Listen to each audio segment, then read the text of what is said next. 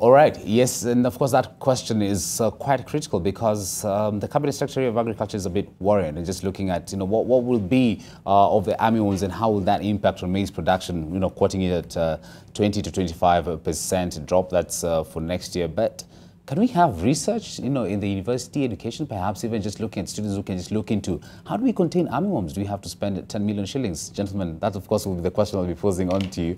At that and of course a lot more, just looking at how research can be able to impact on business, impact on our lives, and what have you. But of course, allow me to introduce my guest in studio, beginning with my far left. I'll introduce Dr. Nicholas Leting, who's the Vice Chancellor of the Management University of Africa. Thank you so much, sir, for joining us. I also want to welcome Professor Madara Ogot, who's in charge of research, actually Director of Research at the University of Nairobi. Thank you so much for being with us. Morning. And last but not least, next to me is Dr. Julius Mwakondo, who's the Chairman of the Department of Physics at the University of Nairobi. Thank you so much for being with us.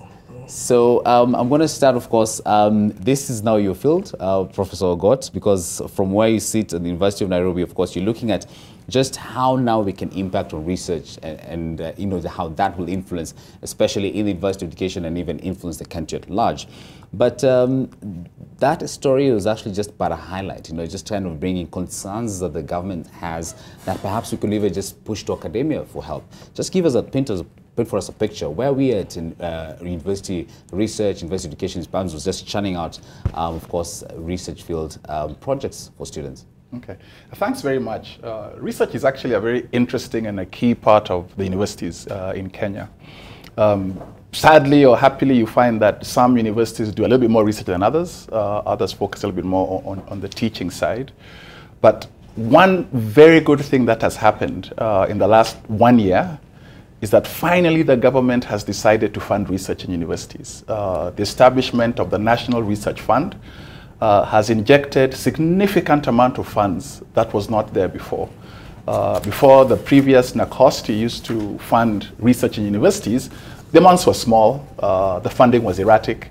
But now with the National Research Fund, and we just got an announcement a couple of days ago that about 1.5 billion in research funds is being awarded for various grants that have been applied for in the last couple of years. One really good thing they did to encourage us to do better research in the universities is they insisted on two things. First of all, you must show that your research is tied to some national development goals. The example you've just given on the armyworms is a case in point, and where you have a lot of schools in agriculture, as well as private and public research institutions now became eligible for government research funding. The second key point is they said that you must collaborate.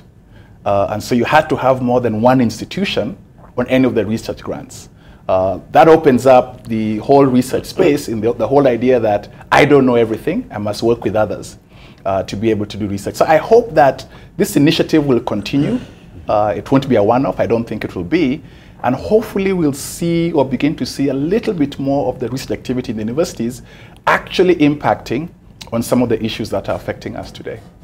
Before I come in, of course, to Dr. Leting, I want to come in to, of course, Professor Mwabora. The question, of course, is that perhaps, yes, we have research, but it's maybe not linked to a national issue, as it were, because NACOST now will insist that, the research has to be linked to a national issue or maybe addressing a challenge nationally.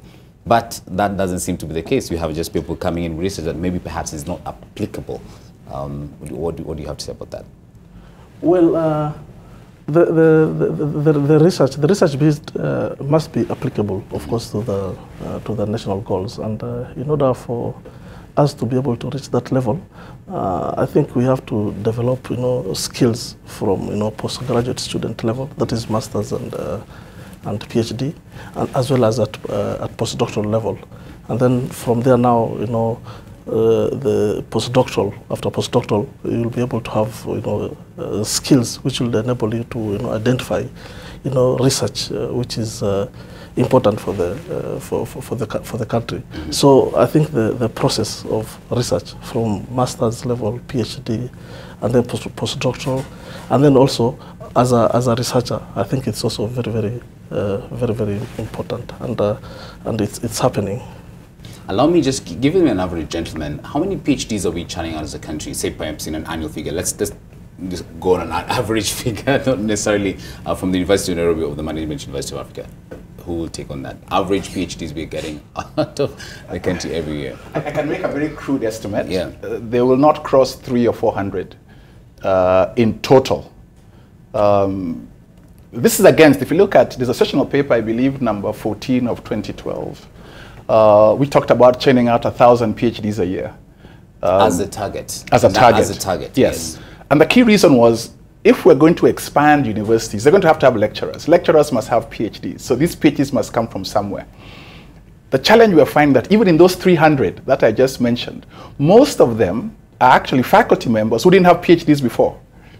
So now they have PhDs, so you've not actually increased the number of researchers, because there were researchers already, they simply didn't have PhDs. So the actual number of new PhDs is very low. Yeah. Most of them are actually also in government, who are getting PhDs, so they go back to their jobs in government, or those who may be in the private sector who go back to their jobs in the private sector. So even though we say 300 to 400, well below the target, it's still misleading. It's much lower than that in terms of new faculty members who can now come on board, especially given the fact that we have significantly expanded the number of universities. All right, Dr. Alitingi, I want to bring you on because, of course, I said you sit in kind of on a very strategic level. Well, then what is ailing? How do we push that number? Say we've agreed on a budget figure of about 400, 500. How do we push that number of in the PhDs we're churning out? And from where you sit, even in university leadership, is it a critical issue on research-led universities? Thank you so much. Thank you so much, Laban. From where I sit, the issue of research, as my colleagues have said, is that it's a very important component of academia. We normally say that if you don't research and publish, you are actually destined for perishing in academic circles. And therefore, it is important that when we are sitting as vice chancellors, we normally require to produce more people with PhD in various areas, in social sciences areas, in physical sciences, medical sciences, and all that area.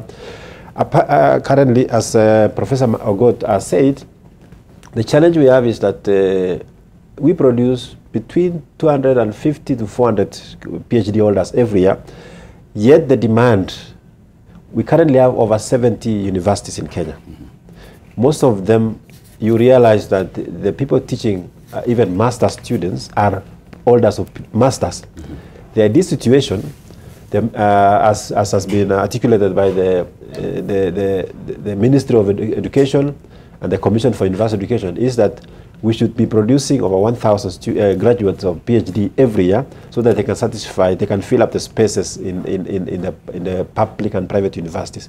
We are talking about 31 public universities. We're talking about over 37 private universities. And in all those places, apart from the University of Nairobi, which has been around for many years, most of the universities do not have enough PhD holders who are teaching and researching. And therefore, some of the challenges bedeviling our country today, and even our region, is because of limited research. Because the few people who are PhD are so shared between universities.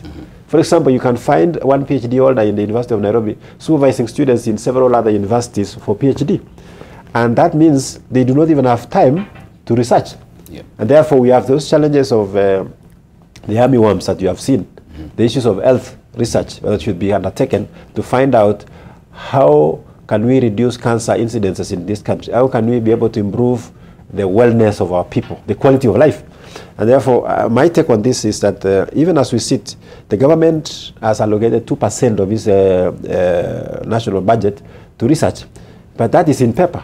How do you actualize that so that now our academics are able to go to the field and collect data, analyze it with the PhD students and master students, and use it for the use of the needs of solving problems for this nation? And for me, from where I sit, the role of the research departments in universities, the role of the heads of institutions, and the vice chancellors and principals of colleges is to be able to lead at the top by setting the right pace and the tone at the top that will allow people to go to the field. Because sometimes if faculty members are overloaded with teaching, they should take 30% of their time in teaching and 30% in research, and the other 30% in supervising and publishing. Therefore, for me, the whole idea of research is very paramount for this country if we have to achieve the Vision 2030. Okay. Yes. Of course, what you see on the screens right now to our viewers, of course, is just pictures of different universities and different students, of course, just taking part in their own studies at the university level. We've decided to call this research in university education. Just looking at some of your comments that you can make also as a viewer. If you're a student, if you're a lecturer, if you are thinking about even just going into university, just the question, of course, there is we're asking how do you find the university education, of course, looking at research in higher education. Of course, you can tweet us at AIM Live NTV, at Laban Cliff, and of course at NTV Kenya. We'll be able to just sample your questions and your comments to our panelists in studio. I just want to come in to Professor Mwabora just right now.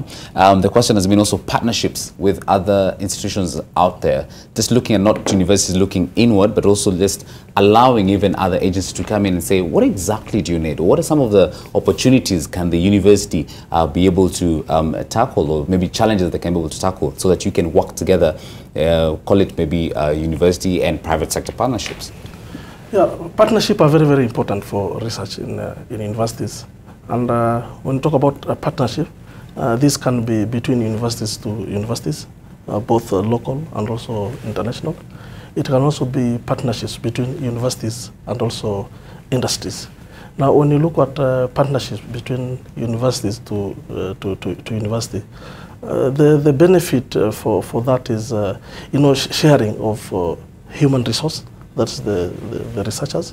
And you can also share the infrastructure for research, because you might find that in one institution, they might be having this good equipment, and in another institution, they don't have this equipment.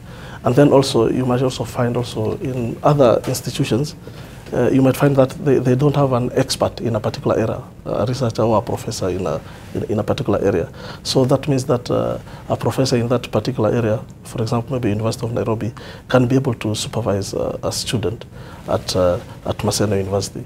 And then how does that work? Maybe Dr. Etienne can also jump into this one. How does it work? Because you mentioned about causing a strain to professors, but you're also looking at it also as an advantage. So how do you also make sure that you have a fine balance where, yes, if you still share the PhDs as scarce as they are, that you do not also overweigh the lecturers? What happens is that, like we said, we have observed earlier on, there are very few PhD holders and professors in various areas, whether in social sciences or physical science or wherever. So what happens is that if a university in Nairobi, within the university in Nairobi vicinity, as PhD students in a specific area, like say health-related research. So there can only be quite a number of lecturers or supervisors from the University of Nairobi School of Medical Sciences. And if there is, if say Kenyatta University is interested in getting lecturers or somebody to supervise a PhD student, definitely they have to make an arrangement with the University of Nairobi and vice versa for a related thing. For example, in Kenyatta University is known for education. So if a student who is doing PhD in the University of Nairobi Kikuyu campus is doing a research which is related to education and you don't have enough faculty, then we allow such kind of cross-fertilization of ideas because it allows somebody to also exchange knowledge and knowledge management at that area, because we have very few specialized people. And I like what my colleague Professor Ogot is saying. We have so many, we have quite a number. I think in our estimation there are about 10,000 PhD holders in this country. But about 50% of them are in the industry. So it leaves about 5,000 or slightly less to the academia to be teaching and supervising students. Therefore, those few people are shared amongst the 71 universities, as I said earlier on, across the country. Universities in Western Kenya, in the coastal region, in Eastern Kenya, and in Nairobi. Of course, Nairobi has the largest concentration of all PhD holders for obvious reasons. But the need for sharing those resources now is more important than ever before, because we need again to have a critical mass of PhD holders. So therefore, there is room and need for partnership between in the universities, so that the universities can benefit from each other. For example, as a vice chancellor of Management University of Africa, I am requested quite often to assist students or external exam students from other universities like Makerere, University of Nairobi, I also supervise students for other universities, like Nathan Kimathi, Jomo Kenyatta University, and therefore that is, but then again, there should not be so many, because then it means you'd waste down the lecturer to be able to, so there's a limit that they have set, between 5 to 10 students. But there are people, you see some universities have even 20 people under one PhD supervisor. So that there's need for them to regulate the number of students a PhD holder is supervising, so that they can be able to produce research findings that are applicable to the nation. All right. Yes. Dr. Leting, thank you so much for that. Greetings and welcome to In the Market. My name is Laban Cliff Onserio. Of course, we're still focusing a lot more on matters to do with research in university education. And of course, we'll just continue with our professors again, just by a quick introduction. Right on my left is Professor Madara Ogot. Next to him is Dr. Nicholas Leting. And on my immediate left is Professor Julius Mwabora. And Professor Mwabora, I'm just going to come back to you again, because you spoke about partnerships and you were not done. And this field, there's a lot more that can be done by universities in partnering with private institutions. Yes, thank you very much, Laban. Yeah, partnership with industry is very important. You know that research, especially in the scientific and engineering and also medical, is supposed to result into innovations, and innovations have to be done in partnership between the academia and also the industry. And as Dr. Leting said, we have several PhDs in industries, working in the industry, and they can be used by the universities to improve on research. They can be used, like for example, with the University of Nairobi. I think for now it allows adjunct professors from industries who can come and give both theoretical and also practical skills to students in order for them to come up with innovations. How does one get to that? So does that mean if I go back for my PhD, you'll actually have myself as an adjunct professor, say for instance, in media and communications, for instance? That's quite a good incentive, I should feel, because that means that, regardless of whatever industry you're in, you'd have professors really coming in back to school. Going back to what you said, that even 50% of these PhDs are in industry. Yes. All right. I don't know if you're done, Professor Mwabora. Yes. So it's very important to work with the industry. So there can be the researchers in industries in all the fields can still be engaged by the university, because we can tap into their experience and also whatever they have, because research basically it has to come up with innovations to solve industry problems. So it will be also an advantage to the industries, because the researcher who's working at the industry can identify problems which needs to be solved, and for that to be solved, you can partner with a professor who can identify students, both PhD and also postdoctoral researcher, who can be able to tackle that, and that can also be an advantage also to the university, because the industry, whatever it is, it can also contribute to the research by way of funding, and then also. We can also solve, innovations can also solve, community problems. There are several community problems which can be solved, of course, through innovations, and then also the countries' problems. As a government also, I think they also need to be using the universities and also industries to solve whatever technological problems they have. But so far, I think it is not really happening well. And then when you look at also innovations, when you look at the most developed countries, they pump a lot of money into research and development. Okay. You'll find that for our country, Kenya, now the target is 2% GDP. When you calculate GDP, Kenyan GDP, that means 100 to 120 billion is required for research to be pumped into whether industries or universities or research institutions. But when you go to the industrialized countries, like they pump in between 2 and 4.3 or 4.5 percent of their GDP into research. So it's very, very important. And then you have innovations. So that means that you'll have more industries, more jobs created, and then the economy also really benefits out of that.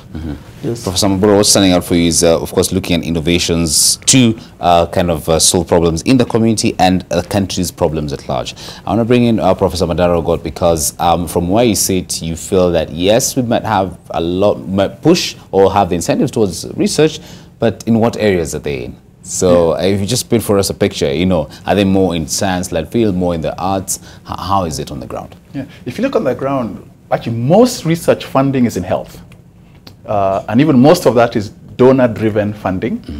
They have ideas on how they can help us solve our problems. They come and pitch the idea. We say, yes, we can do it. Funding comes, and that's the work that is done. Most of those results go back out. And so when you hear these wonderful things announced about various diseases, for example, in this part of the world, they're not being announced from Kenya. They're being announced somewhere else, even though most of the work was actually done in Kenya and done by Kenyan researchers. So the person who pays for the research drives the agenda.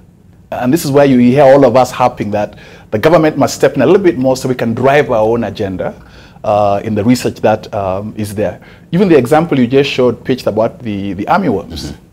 Who are we seeing? We're seeing Bayer coming up and telling us do A, B, C, D, use our chemicals, use our so on and so forth. Where are the Kenyans? And again, somebody else coming to tell us how to solve our own problems. So I think the issue of the 2% GDP going higher, being able to do that will definitely lead us towards that direction as well. Agriculture, again, is the second largest sector in terms of research funding. To the government's credit, quite a bit of research is done based on government funding as well from various agencies, Ministry of Agriculture as well, for an example. But I just want to quickly go back to the issue we were discussing earlier on the PhD graduates, which links to the research areas. Even though we talk about 200 to 300 graduating every year, most of them are in the social sciences. Nothing against the social sciences. I'm an engineer, for example, mechanical engineering. In my department, we're aging. In about 5-6 years, all of us most of us will be close to retirement age. We graduate maybe one PhD every 2 to 3 years in mechanical engineering. And so you find, as a country, in about 10 years, you may not have faculty in engineering because there are no PhDs graduating. There are very few PhDs in the system. Certain fields like architecture, for example, there are virtually no PhDs in the system and virtually no PhDs graduating. Medicine is now improving a little bit. So we also have to refocus on some of these areas when we talk about PhDs. You look at a lot of the universities that have expanded, they're always advertising for faculty in engineering. They're not getting any applicants because all those who could be are already faculty somewhere else. And I think these are some of the key things the government needs to look at, even as we talk about graduating 1,000 PhDs. It's 1,000 PhDs in which areas, not just simply counting PhDs. The last area I want to look at, which focuses again on this issue, is it's simply not that the government is not doing enough or we are not doing enough. We are a part-time postgraduate nation. If you go to a developed country, you'll find nearly all PhDs are full-time students. If you come to Kenya, nearly all PhDs are part-time students. They are full-time jobs. Very difficult to do a full-time job and do PhD research at the same time. So you take years to finish. Many drop away along the wayside. It's expensive because in PhD you pay every year. So the longer you take, the more you pay. Begs the question, if we can fund undergraduate students in public and now private universities, why can't we also fund, like in all other developed countries, postgraduate students? So I can actually leave my job, commit my 3 years, and graduate on time without worrying about money issues. And I think that is the key area of why we're having a very, very difficult time with PhD students, is that I need my job to pay fees, but while I'm working, it's very difficult to finish my PhD work at the same time. So maybe even at the end of it all, perhaps we don't have a quality output because, you know, this is something that maybe you're doing it on, say, about 20% of your time because you are working full time. Yeah. But you bring very, very interesting questions there, especially on the engineering side. But before I come back to that, we have a caller on the line. If you could just hear us, please go ahead and pose your question to the panel. Hello. Good morning. Is this Cliff Onserio? Good morning, sir. Yes, go ahead, Sifuna. Yeah, I've gotten used to Dybala in there. But you are perfectly fitting into the shoes of Dybala in there without any note of doubt, Cliff Onserio. Thank you, Sifuna. I'll pass your word to Dybala. Please, your question is the panel. Yes, Cliff, I'm a high school teacher, and matters education are very, very central to my school of thought. Yes. The good speaker has said something about funding of higher education. I think the rate at which this government is taking higher education is not serious. We are not pumping money into research per se. Our research levels in this country is actually crippled because of not seriousness from the government side when it comes to financing. Our universities have become kindergartens of this country. They are not serious in their research. There is much more of you go to a university and you get over 700 students clamped in a room in the name of an experiment. We are producing what we call rote learners in this country. The government must wake up from its own cocoon and realize that a country that does not invest much in its education is not producing the human capital that is required. Number two, Higher Education Loans Board that he has alluded to is not also a serious thing. It is not giving loans. You know, if you give a student maybe the minimum threshold, the school fees, the tuition, the cost of living, you go to the university, Cliff, you will really sympathize with those undergraduate and postgraduate students. They are languishing in the miasma of abject poverty at the university. This country must wake up. Right now, as we speak, the lecturers are on strike. They are not serious with higher education in this country. I'm a very saddened teacher. Thank you. Ogot Sifuna from Nairobi. Sifuna, thank you so much for your pertinent questions. I would definitely pose them to our guests in studio before we get another caller. But Ogot Sifuna brings in, critical questions. First is on that overcrowding. I think it's more on quality of lecturing and teaching in university education. Talks about funding, of course, brings in the idea of help and just ensuring that how do we give the government the human capital. So I wanted to just react to that really quickly. And Dr. Lating, I wanted to just answer on to that quickly about his concerns about quality.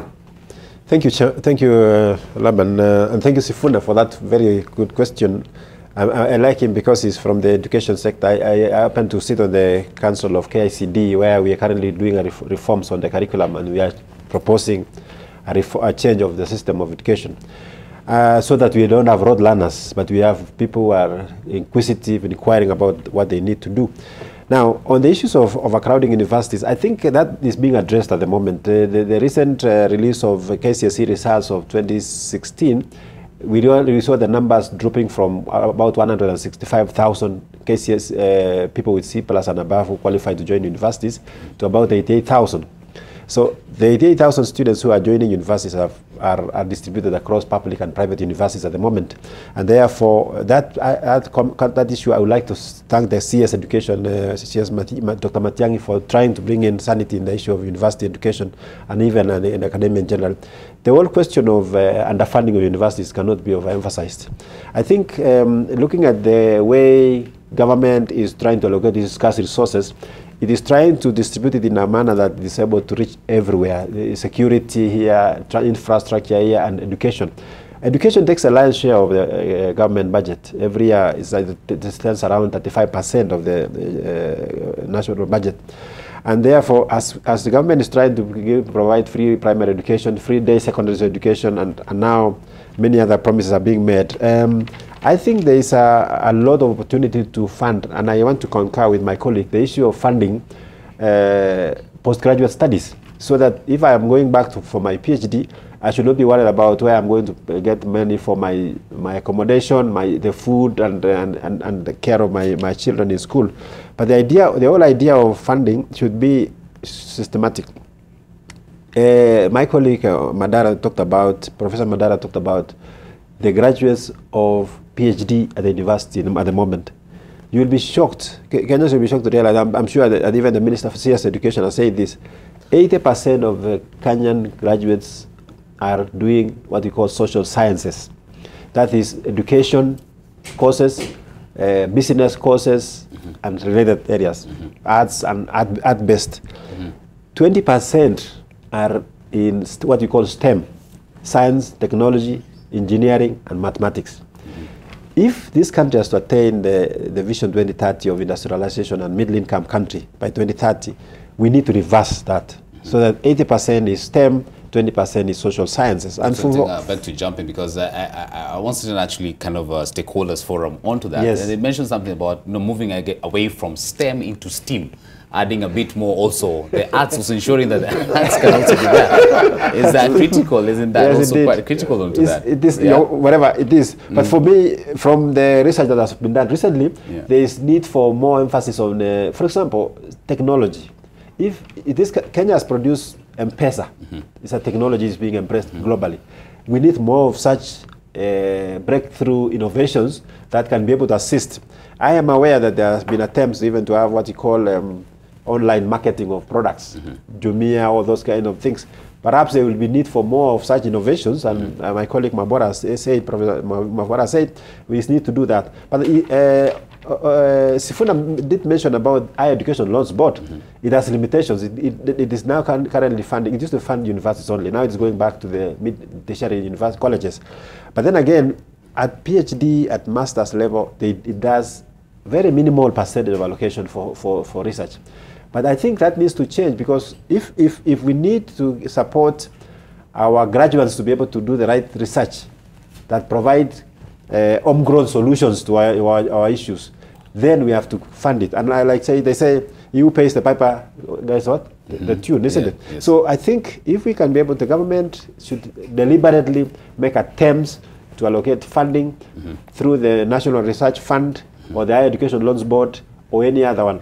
And then I was to address the issue of incentives. Yes. I'll come to that. I'll really come to that, because you mentioned issues about funding, and I'm just getting a quick reaction because Otoa Sifuna also mentioned about the Higher Education Loans Board, and I'm speaking to Waivi Mungai, who actually says that indeed HELB actually funds PhDs, yes, it does. And they're looking at about 200,000 shillings per student every year for 4 years. So actually, indeed, then there's an incentive towards that. And if you look at that, 200,000 shillings per student, I think that, in my view, compared to what you'd have on an undergraduate level, is, for instance, a step in the right direction in ensuring that, you know, we have funding for students. Yes. But gentlemen, I'm going to come to you because we have David on the line. David, we also have a question to our panelists. Go ahead.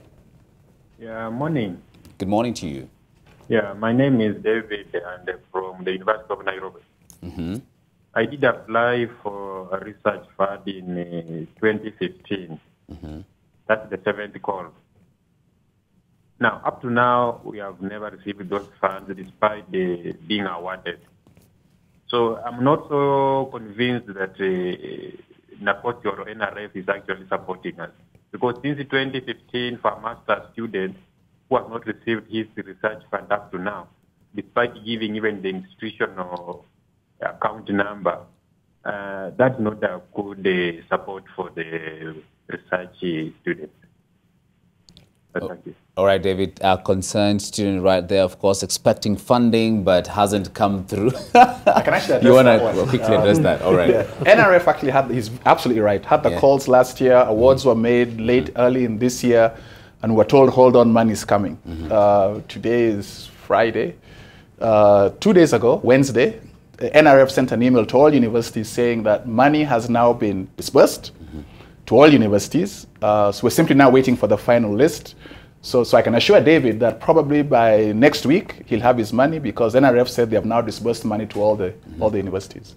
By next week, you said? Yes, because they said they had disbursed it this week. Okay. So by the time we receive it and then bounce it back to to the recipients. Yes. All right. So David, next week, tune in. We have our dons right in studio. We'll be able to hold them to that. So next week, you're sure you'll be able to have that. And of course, I hope we can also attend. I'll just speak briefly also about the conference that we're having, because it's actually an open forum for students to come in. I want you to touch on that really briefly, but I know, Dr. Letin, you're kind of waiting to talk about incentives really quickly. So I'm going to come back to you, Professor Madara. So let's talk about incentives. Just looking at, how do you promote that? How do you kind of, what can I say? Is it, if I say it's dangling a carrot, that will look like, you're getting something in return. Yes, but I'm just looking at how do you encourage, how do you spur that kind of research-led institutions, especially from both sides, on the students' side and also on the teaching side. Yeah. Thank you, Cliff. The whole question of incentives for research is that the obvious one is when you support, you give financial support, funding, like David is asking for funding to be able to undertake his research. That's the most basic one. But there are also other considerations that we do give in universities. For example, if in a particular period of time a certain lecturer is undertaking research, it is only important that you allow them what we call sabbatical leave, so that they can be able to go and undertake research in an environment of peace where they are not supposed to be setting examinations, going to class to teach and marking exams. Because sometimes somebody may be having a class of 200 students, 300, and therefore even the fact that they have to set an exam and mark for all those students really scares them. They don't have time to do research. And therefore, to incentivize these faculty and dons, the university leadership is currently providing them leave, giving them funding, allowing them to have multidisciplinary research with other institutions and other departments within the universities, and also allowing them to go abroad where necessary, particularly if somebody has been able to earn a postdoctoral award or fellowship to go to study maybe in South Africa or in the European countries or in the US. All you do is that you let the lecturer or the faculty member take his leave, assure him morale of a job when they come back. Of course, some of them do not come back because they go there, from there they get greener pastures and remain there. Those are some of the things that we do. Some of the things that we also do is to bond them, so that if somebody is funded to a certain extent, maybe 2 million shillings to do research, you bond them so that they can be able to work with you for the next 2 or 3 years after post-graduation. And therefore, among other things, you allow them to do that research, give them research assistants to undertake that research, give them a very nice office, give them purchase for them, in particular the scientific researchers, they need to get the labs to do those kind of research. So give them an an environment of ambience that they can undertake the research. Okay. Then they come out and the research are on between themselves and the university. And of course they have to register with the intellectual property, with the KIPI, so that whatever idea they have developed, it has to be patented in their names. Encourage them even to publish. Yes, I've publishing. seen books that actually research that actually have turned into proper course books that have been used even to teach others. Professor Mwabora, I want to come back to you. I've not even forgotten about you just yet. It's something that Professor Madara mentioned. I don't want him to answer that because it is something that is directly in his department, and that is on the age factor. It's only the elderly who are now about 5 to 6 years going into retirement. So I'd also encourage the youth to go into it. But before that, let's take a call on the line. We have a call on the line. It was a question for us. Hello, good morning, and if you can hear us, please pose a question to our panelists. Hello. Hello, Henry. Go ahead. My name is Henry Piano. Yes, please. From Busia. Go ahead, Henry. And actually I come from the same village with Madara Ogot. Yes, go ahead. Yes, that is Nyala. But then, when it comes to this education thing, that is the master's and the PhD, I have this problem that we are being told the help funds this money. But at the same time, yes, I did apply for help to do my master's, for example. And help charges me 12%. While at the same time, yes, I'm in my first year, but I don't know when I'm going to graduate because the lecturers are also dilly-dallying. Most of the time they're in strike and all that. So how long will it take me to graduate and then recoup this money that is being charged 12% per year on the same money that I've been given? And secondly, another question. Yes, Henry, go ahead. We are talking about the government going into more of like engineering courses, funding more engineering courses. That is what Madara said. While if you look at really these social sciences, like for example, I'm doing entrepreneurship, masters in entrepreneurship, Gateway. These social sciences also help solve the social problems that we do have in the society. For example, we need to have these jobs. Like, how do you come up with an innovative way of giving jobs to these local people who maybe the borders and all that? So if we focus more into engineering courses and leaving these other social sciences, then I think as a country we are also leading nowhere. All right. And on the same social sciences, I believe law is also a social science, social science. The law itself looks at why are these problems of the society come about. Thank you very much, Henry. I think it's well deserved to ask Professor Madara, because that Henry comes from your backyard. Yes, and I think he's quite concerned, especially on that. If I could just mention really quickly, Henry, we've had a chat with Wavi Mugai, who's the head of communications at the Higher Education Laws Board. She has confirmed that actually HELB gives out disperses loans to PhD candidates, about 200,000 shillings per year per student for 4 years. So in average, that can be about to be 800,000 for a PhD education. So to confirm that, yes, HELB actually funds PhDs.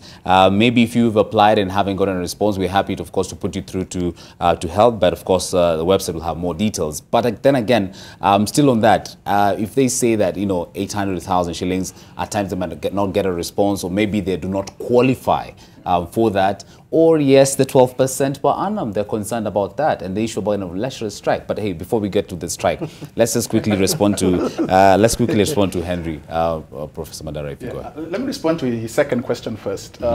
Let us be clear: we need social scientists. Half my life is also almost a social scientist in business. The issue is not that we say that we don't want social scientists. The issue is that we're not producing enough engineers. So we can still go churning out all the social scientists, the same numbers, that's fine, but we need more engineers.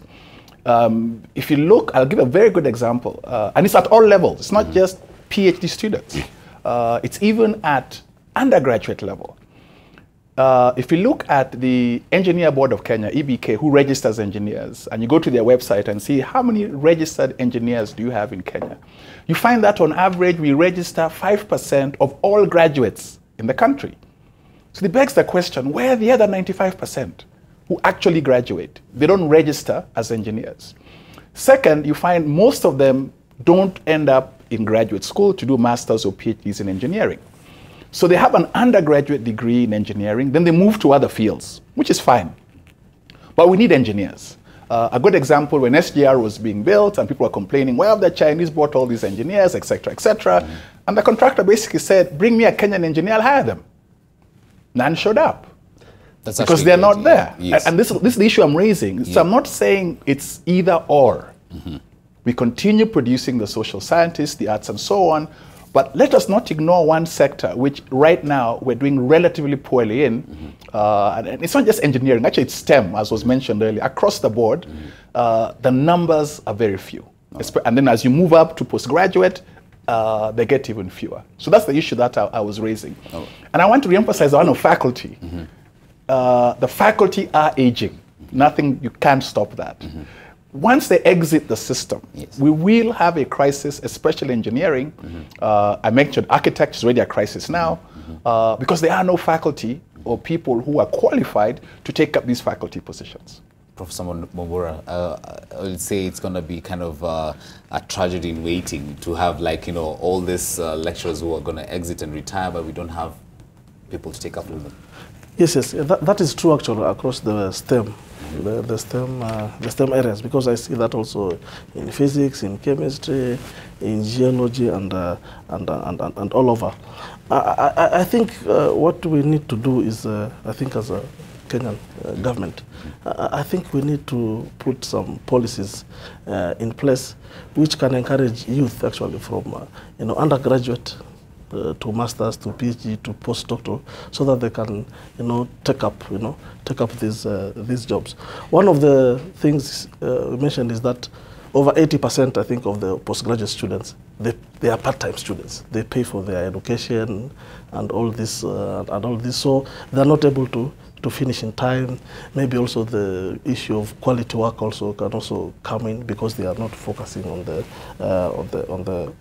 work. So what we need actually is we need full-time scholarships at master's level, at PhD level, and also at postdoctoral level.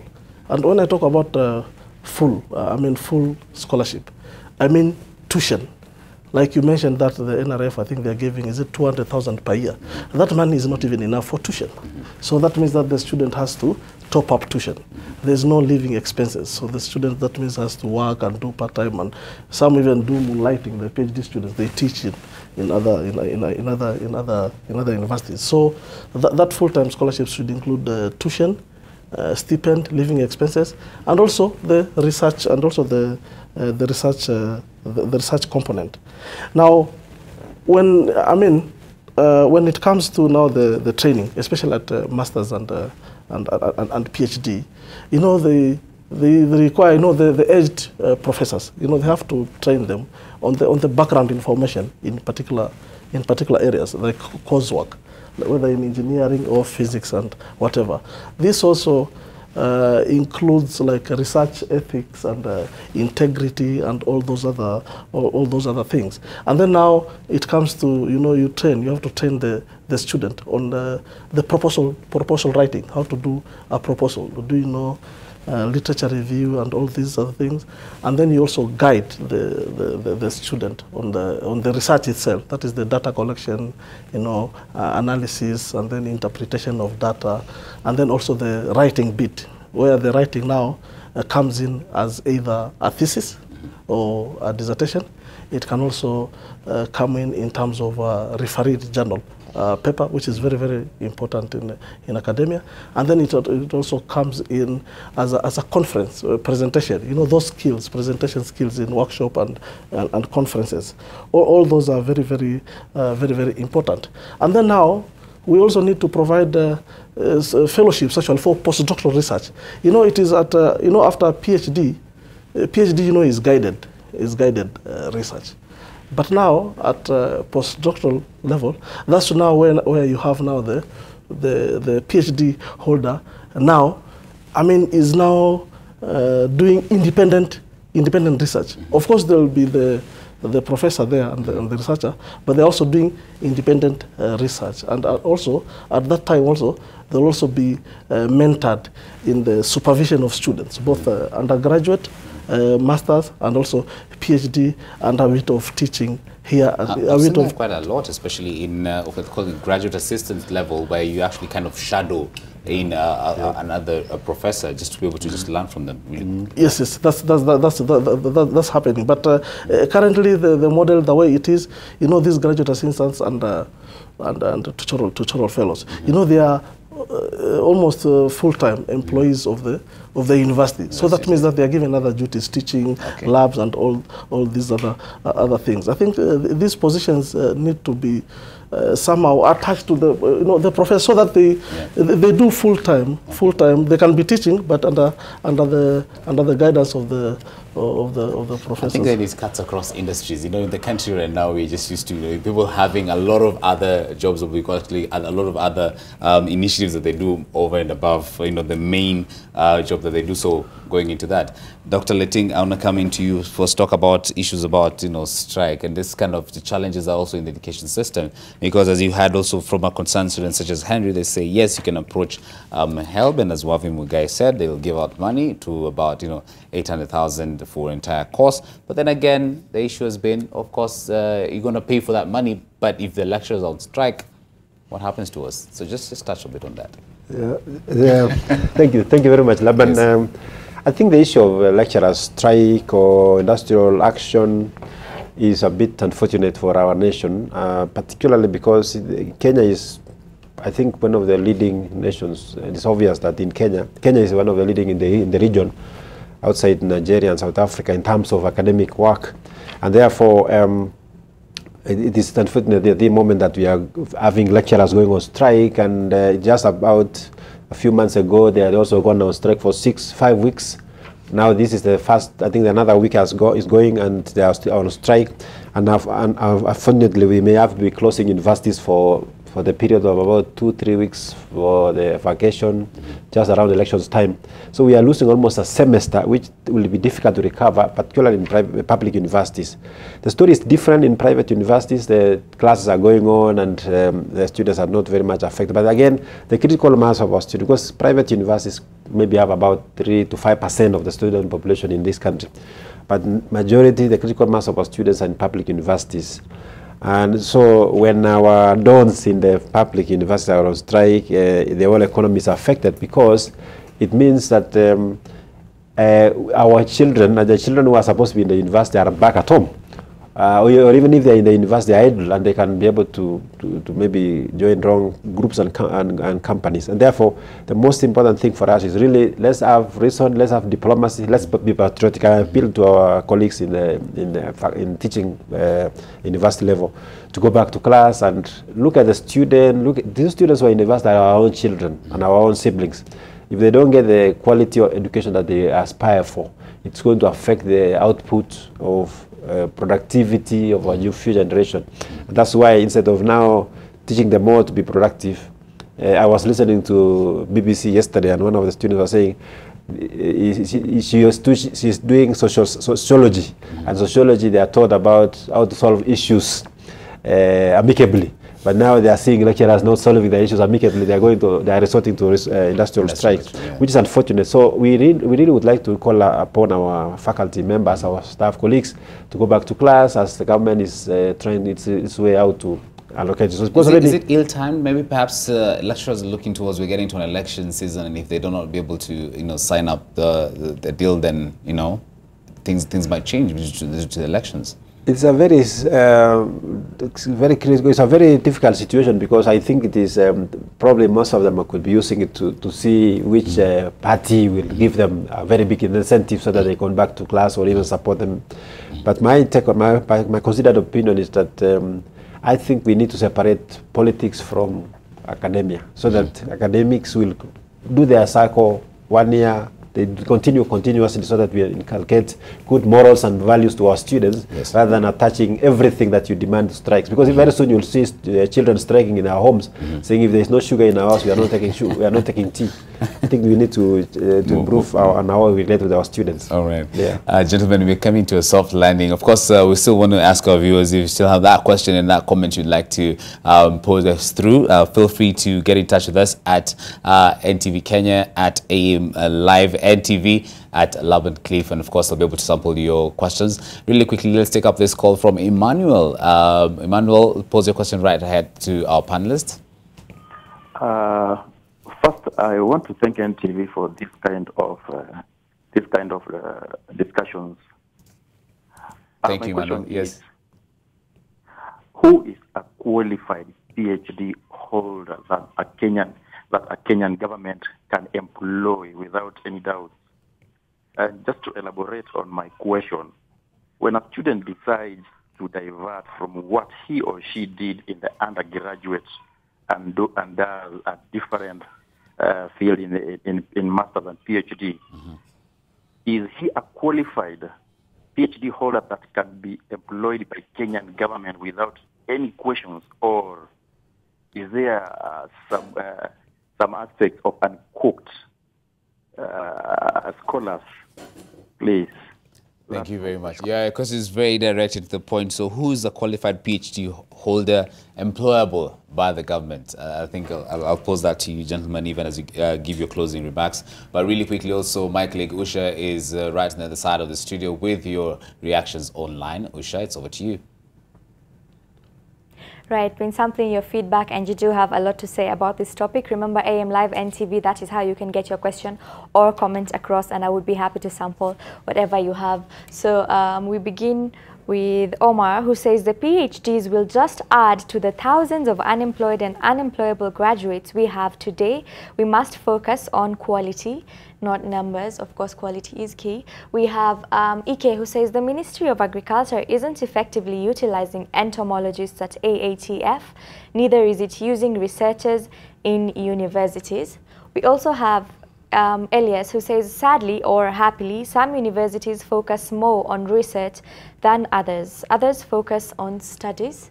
We also have Boniface, who says, interesting debate about research.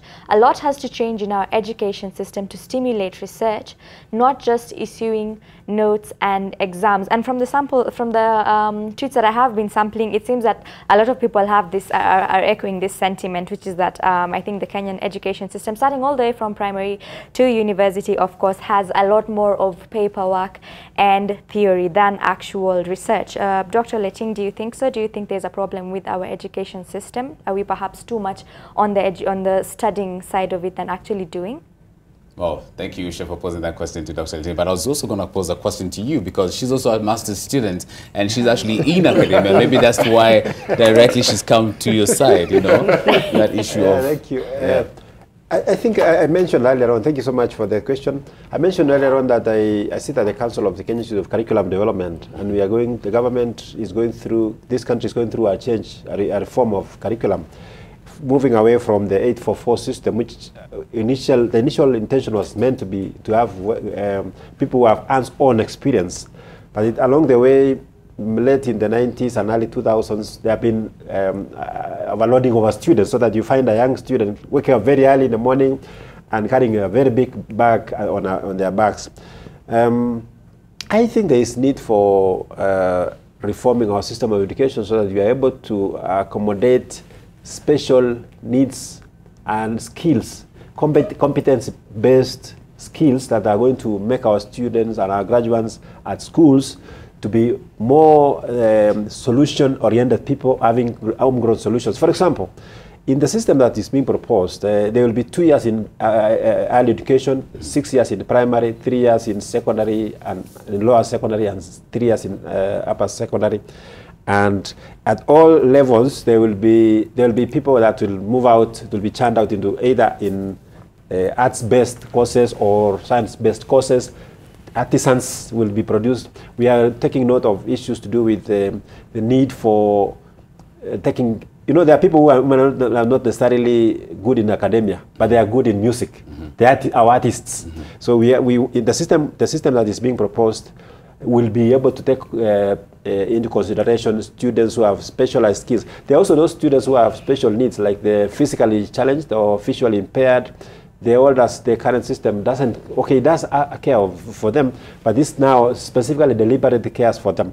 And therefore, the system that is currently there and will be transformed or reformed by next year is now going through a pilot stage in about 470 schools, 10 schools in every county, and is expected to be complete by around November, so that come January 2018, the full implementation at lower end, ECD or early childhood education will be implemented. But going back to the question that we asked, the issue of being able to churn out graduates who are able to self-drive, how can we be able to produce people who can create employment for themselves?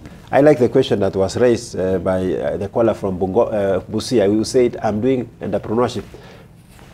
Being in the university, I see so many graduates of entrepreneurship or people who are pursuing entrepreneurship, and I keep asking them, yes, which business do you have? Yes. Have you started employment? How many people have you employed in your farm or your business? And sometimes they say, no, I did it so that I can be employed as a lecturer. Yes. So which is quite a very complicated question. So for me, I think this country requires more research-based solutions in agriculture, in medical field, in engineering, in social sciences, so that we can be able to sort out the issues that are facing this country. Like, for example, transport, logistics. Okay, true, that's quite critical. Professor Madara, I'm going to come up to you. But Usha, are you satisfied with the answer by Dr. Leting? Well, I am very glad that the concerns are being addressed, because I also feel the same. I feel that perhaps there's a bit too much of theory, right? Let me pose something to you really quickly before you just take a quick reaction on that. Usha, if you just wear your student hat right now as a master's student as opposed to being a presenter, is when you are at the university, do you sense that kind of that spur or that kind of urgency to even advance education? Because, you know, taking that initiative to move in from the undergraduate, to move into the postgraduate, and now even to the PhD, is that psyche there? It is. I mean, of course, yes, there is. You are being urged to, and usually when you're in your undergrad, you're told you should come for your master's. When you're in your master's, you're told you should come for your PhD. But I don't think there is so much of education about it. Like, you don't really know what it entails until you actually get into the program. When you're in undergrad, you just know there is this master's course and it just entails more education. You don't really know what it's about. Not to worry, Professor Madara will react to that. But yes, you have more reactions online for us? Yes, just a couple more. We have Dr. Kabata, who says, how do you expect good data collection when a student has to foot every coast? We also have, finally, John Gidanga, who says, research trail in Kenyan universities is wanting. There is apathy among researchers because government does not acknowledge them. So that is the feedback that I was able to sample right now. But remember, the conversation does go on social media, of course, hashtag #AMLiveNTV. That is how you can get us. This is a conversation you really need to get into, because a lot of us are in school, or your children are in school, or your brothers or your sisters are in school. And of course, research is vital to Kenya. So #AMLiveNTV, that is where you can get us. Laban? Thank you very much, Usha. Appreciate it. And to your questions, to your panelists, and to the comments online. Going right into it, Professor Madara Ogot, just quickly reacting to that. The kind of the incentive or the spur to, you know, proceed on with the studies isn't quite there. And you mentioned also about the issue of, you know, aging faculty. Yeah, and I want to even relate that to the comment that says that if we do a PhD, we're churning out more to join the thousands of unemployed. And I want to challenge everybody who's watching that if you're an unemployed PhD, post it online. Let's see how many there are. There are very, very few unemployed PhDs, unless they're unemployed by choice. So the question is not so much, will I get a job? The question is that job good enough for me? And I'll give, again, I go back to engineering and sciences. When you ask them, why aren't you enrolling for postgraduate work? They say, well, as an undergraduate, if I'm a registered engineer, I'll make more money than I make as you as my own lecturer. And they're right. Yeah. You can't argue with that. And that's why you find for a lot of these areas, teaching is indeed a calling, because the salary isn't that high as it is. But there's stability in it. You know, I don't have to worry so much. I know so long as I do my work hard and I teach well, I'll retire at 70. Yes. So you balance between, you know, making a lot of money or having some stability. So there is, in my view, for those who have the calling, an incentive to actually do your PhD. But you don't have to come to the university. As we said, half the PhDs are not in universities. They're in research institutes, they're in government, they're in the private sector. Quickly invite our viewers also to the consortium, the conference we will be having, because I know many want to hear from all of you, and perhaps we might not be able to compress everything within AM Live, but I don't know if you could just speak a bit more on the conference and invite those, of course, intentional, or shall I say, future PhD holders such as yourselves. Okay. The universities are involved in several consortiums, CATA being one of them. CATA mainly focuses its universities mainly in Africa, has a lot of partners also in the north, and focus mainly on health. And what they do is they try to come up with training programs for faculty, training programs for students, training programs for those who are already in the health sector, to try and bring up the issues that some of them have been raised, the quality, provide funding for research, provide opportunities for exchanges of students and staff between institutions. And they're having their annual Vice Chancellors meeting next week and conference. And some of the sessions are open to the public and to be held at the University of Nairobi. And it really shows how when people come together, you can actually bid for funding beyond what the government can provide. And you're also working on problems which cross border. Some of the health issues they're addressing are not restricted to Kenya or to South Africa for that matter. And so coming up with common solutions, working together, has been shown to be very effective. Thank you very much. I'm gonna, gentlemen, this is very insightful. I really want to go on and on, but due to time, we have to bring this to an end.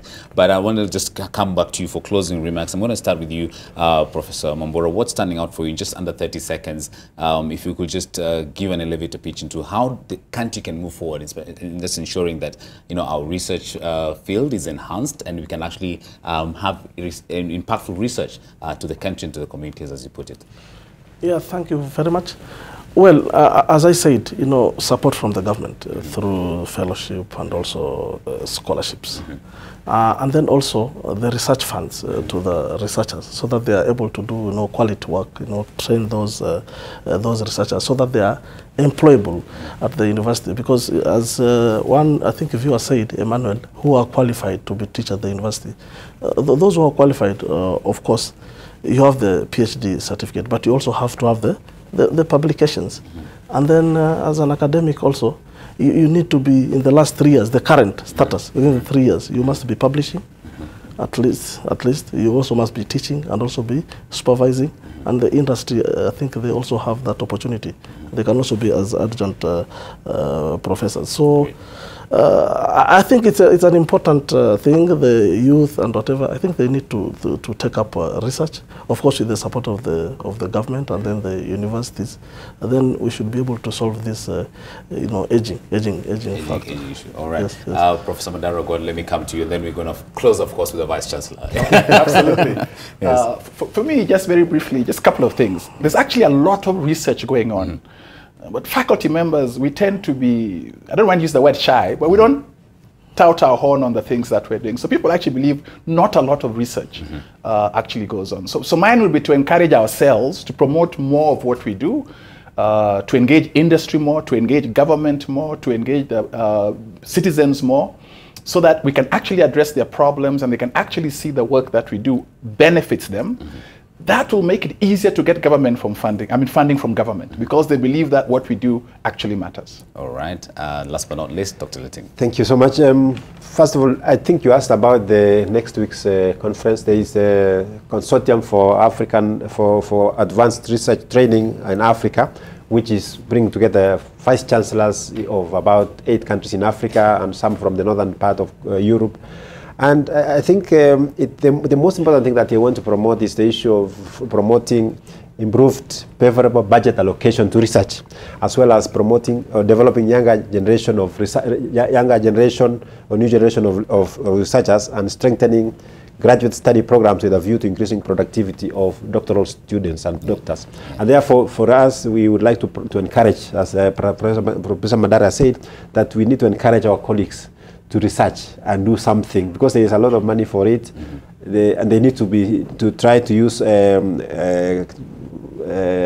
tools that are available to research and attract research, because some of it they come as grants, which you don't have to pay back. And I was checking recently, and there are some grants that are $2,500 worth of grants that, as an individual scholar, can be able to attract and be able to benefit from it. And therefore, I would like to encourage our colleagues that we need to do more research that relate to health, that relate to aging population, and the African Population and Health Research Center is also assisting to do that, and they are partnering with the University of Nairobi, which is my alma mater, because I did all my degrees from the University of Nairobi.